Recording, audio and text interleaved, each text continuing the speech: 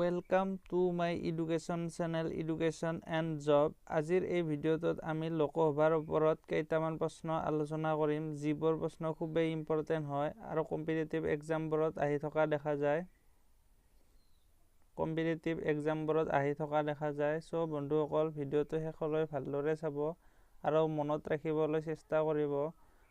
যদি চেনেলটো নতুনকৈ আহিছে প্লিজ চেনেলটো সাবস্ক্ৰাইব কৰি ঘণ্টা বটনটো অন কৰি থব যাতে মই দিয়া ভিডিঅ'বোৰ আপোনালোকে পোনপ্ৰথমতে চাব পাৰে Question number 1 লোকসভাৰ আসনৰ সংখ্যা কিমান এনসাৰ 545 খন Question number 2 লোকসভাৰ অন্য নামবোৰ কি এনসাৰ নিম্ন সদন অস্থায়ী সদন আৰু লোকপ্ৰিয় সদন Question number 3 লোকসভাৰ বৰ্ণনা কোনটো অনুচ্ছেদত কৰা হৈছে এনসাৰ 81 নং অনুচ্ছেদত লোকসভাৰ বৰ্ণনা কৰা হৈছে Question number 4 ৰাষ্ট্ৰীয় আপতকালীন সময়ত লোকসভাৰ কাৰ্যকাল একবাৰত কিমান বছৰলৈ বঢ়োৱা হয় এনসাৰ 1 বছৰলৈ ৰাষ্ট্ৰীয় আপতকালীন সময়ত লোকসভাৰ কাৰ্যকাল বঢ়োৱা হয় Question number 5 লোকসভাৰ অধ্যক্ষৰ নিৰ্বাচন কোনে কৰে এনসাৰ লোকসভাৰ সদস্যৰ দ্বাৰা লোকসভাৰ অধ্যক্ষৰ নিৰ্বাচন কৰা হয়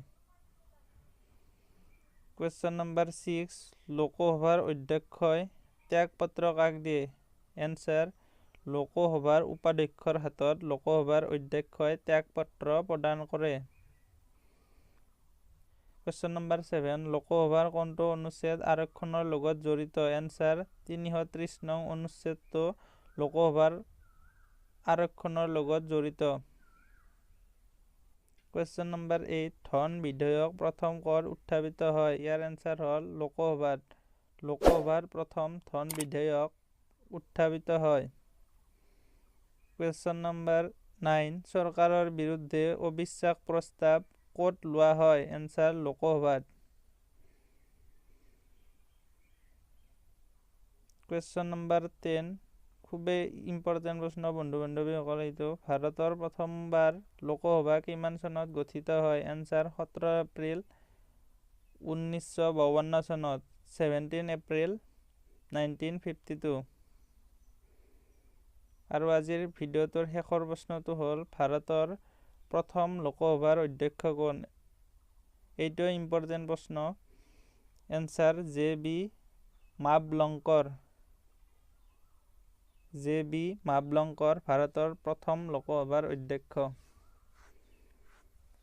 গতিকে বন্ধু-বান্ধৱীসকল আজিৰ ভিডিঅ'টোত এইকেইটা প্ৰশ্নই লোৱা হৈছে